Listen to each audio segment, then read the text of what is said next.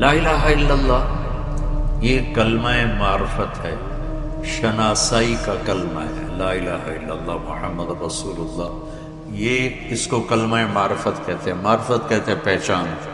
کلمے کے ذریعے سے ہمیں اپنے اللہ کی پہچان ہو۔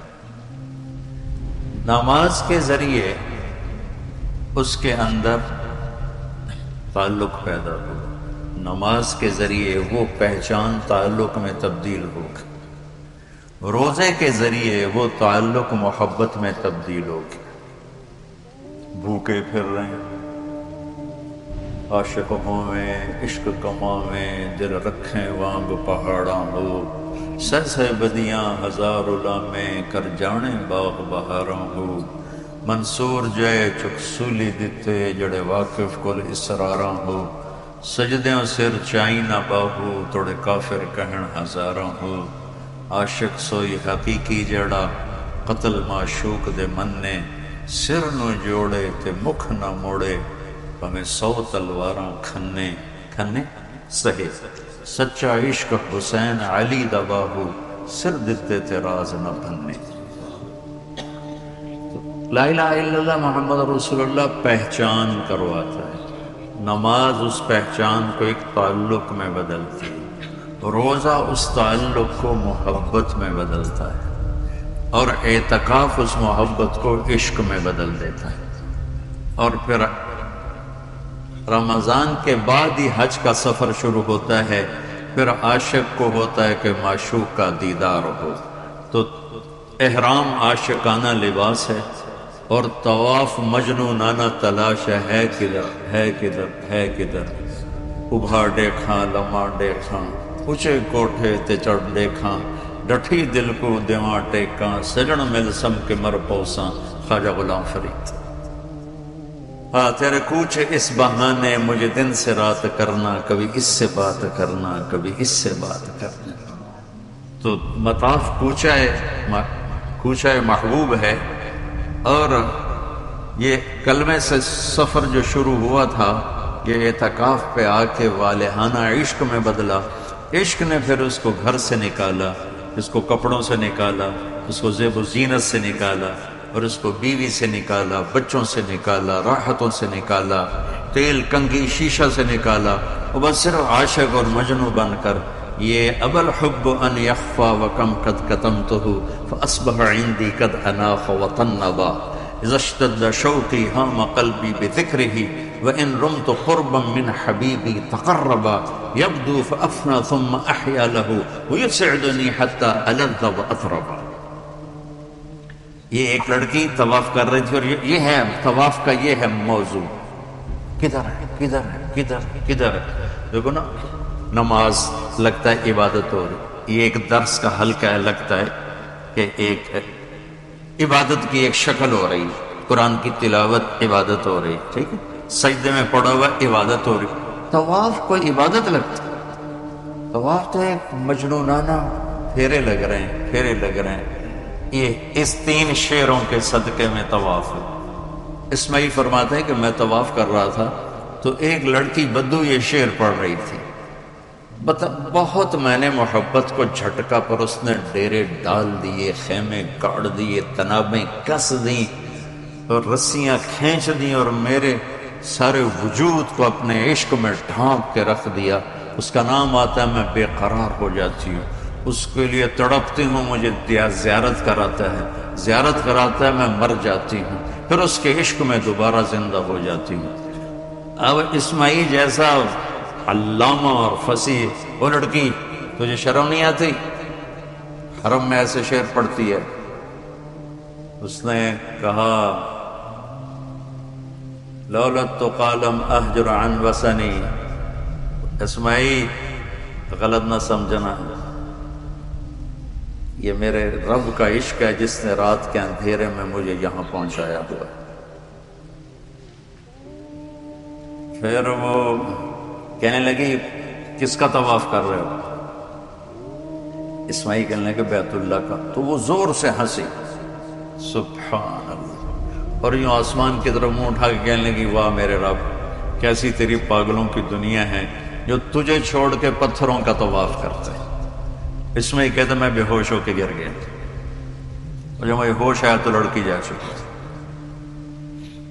تو یہ ایک نا ترتیب میرے ذہن میں بنی کہ حج پھر اس کی انتہا ہے کہ مجنون نہ جوئیں نہیں مار سکتے، کنگھے نہیں کر سکتے، خوشبو نہیں لگا سکتے، بیوی کو نہیں دیکھ سکتے، کرتا نہیں پہننا، شلوار نہیں پہننی، دو کپڑے کفن کی طرح لے کر آؤ اور اپنے سارے انداز مٹ جانے، مر جانے، اپنے آپ کو تج کر جانے کے سارے انداز اپناؤ، اس کا نام حج ہے۔ ای الحج افضل قال العج والثج، سب سے اعلیٰ حج کیا؟ شور مچانا۔ اللہ تعالیٰ کہتا ہے ادعوا ربکم تضرعا وخفیا، مجھے پکارنا ہے تو آہستہ آہستہ پکار اور دھیمے دھیمے پکار۔ وہ جب کہتا حج پہ ہو تو کہتا زور لگاؤ، پاگلوں کی طرح گاؤ لبیک اللہم لبیک، پاگلوں کی طرح کہ نظر آئے کہ عاشق آ گئے۔ جو بلے شاہ فرماتے ہیں تیرے عشق نچایا کر کے تھیا تھیا، تو یہ حج وہ عشق ہے جو تھیا تھیا کر کے نچاتا ہے، بے قرار کر کے نچاتا ہے۔ تو یہ ایک ترتیب ہے میرے ذہن میں، ممکن ہے ٹھیک ہو، اللہ کرے ٹھیک ہو، نہیں تو بہرحال میرا ایک استنباط ہے۔ تو اعتکاف اللہ کے در پہ پڑ جانا ہے، اور اعتکاف والوں کو فضیلت ہے کہ وہ سوئے بھی ہوں تو ان کے لیے عبادت لکھی جاتی۔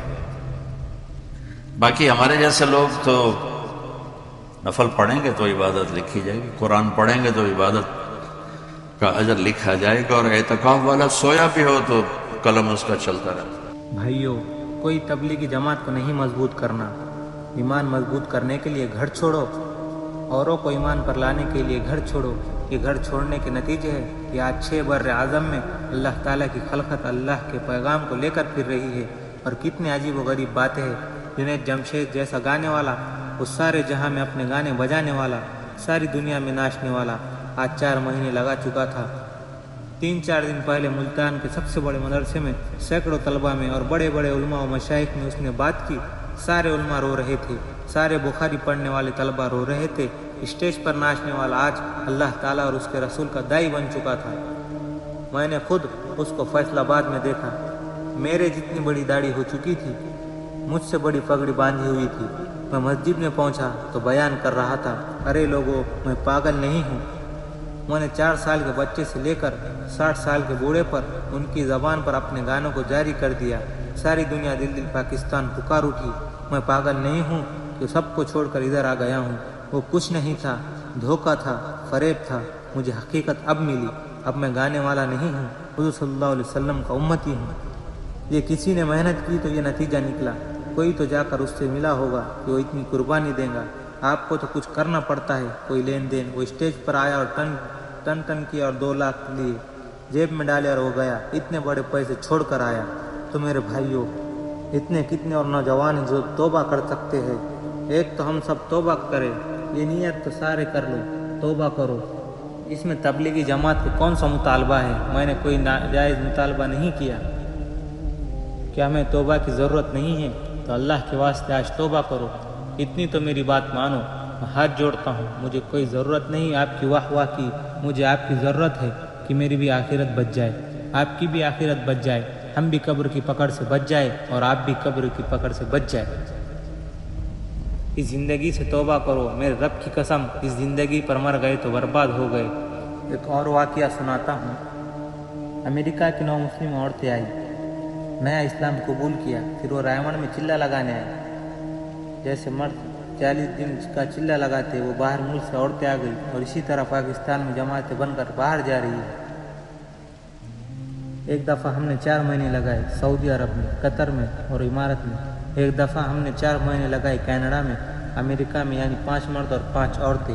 اس سفر میں ایک شہر میں 60 اور 70 عورتیں 3 دن میں 4 دن میں برقعے میں آ کر جاتی تھی، نوکریاں چھوڑ دیتی تھی۔ برقعے میں آنے کا مطلب یہ نہیں کہ وہ برقعے نہیں پہنتی تھی، اب برقع کر لیا۔ برقعے میں آنے کا مطلب یہ نہیں کہ کئی $1000 مہینے کی تنخواہ لیتی تھی، دفتروں میں کام کرتی تھی، ان کو چھوڑ کر برقع پہن لیا۔ یہ عورتیں آئی، ان کا جہاز کراچی سے آیا تھا، پیچھے ساری مسلمان عورتیں کھڑی تھی، تو اس نے مذاق کے طور پر کہا، یہ پیچھے بھی مسلمان عورتیں کھڑی ہیں، جن بیچاریوں کے لباس ہی مختصر ہوتے جا رہے ہیں۔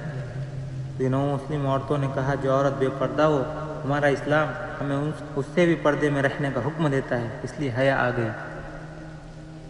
تو میرے بھائیوں، جس دن کوئی ساتھ نہیں ہوگا اس دن ہمارا عمل بھی ہمیں ساتھ دے گا، اور اس وقت نیکی کی قدر ہمیں معلوم ہوگی کہ ایک حسنہ کتنا زبردست ہے۔ تو اس وقت جو باطل ہے، اس وقت کا جو کفر ہے، وہ ہمارا ملک نہیں چھیننا چاہتا، ہمارے ملک نہیں لینا چاہتا، ہماری نسل لینا چاہتا ہے، ہمارا ایمان لینا چاہتا ہے، ہمیں ختم کرنا چاہتا ہے۔ آخرت کے لحاظ سے ان کی تو برباد ہوئی پڑی ہے، ان کی بھی برباد کر دو۔ ان کی نسل نے اپنے آپ کو گناہوں میں ڈبویا اور اب ہماری طرف حملہ کر رہے ہیں۔ یہ ایٹم بم سے زیادہ خطرناک حملہ ہے کہ نوجوان نسل بیٹھی ہے، یہ گانے بجانے کے عادی ہو جائے تو بس پھر یہ بک گیا۔ اب یہ بکریوں کی طرح بکاؤ مال ہے، جسے جہاں مرضی بیچ دو، جن کے قدموں میں ثبات نہیں، جن کے قدموں میں ٹھہراؤ نہیں، یہ ایک جھونکے میں ہوا میں اڑ جائیں گے۔ تو اس وقت پوری دنیا کے مسلمان قابل رحم ہیں۔ یہ تبلیغ دیکھو نا، سارا باطل محبت کر رہا ہے کہ ان کی نسل کو خراب کر دو، پوری اسکیم ہے۔ ہماری جماعت آ رہی تھی بیلجیم سے انگلینڈ پانی کے جہاز سے، 4 گھنٹے کا سفر تھا، ہم 50 آدمی تھے۔ ہماری جماعت تو اس وقت 4 آدمیوں کی تھی، لیکن ہمارے ساتھ مل گئے بیلجیم سے، انگلینڈ سے، فرانس سے، تو پھر کوئی 50 آدمی تھے جو ہم نے اذان دی اور مغرب کی نماز پڑھی، پھر عشاء کی نماز پڑھی تو اس پورے جہاز میں ایک فضا قائم ہو گئی، ایک وقار بن گیا۔ تو نماز اتنا طاقتور عمل ہے۔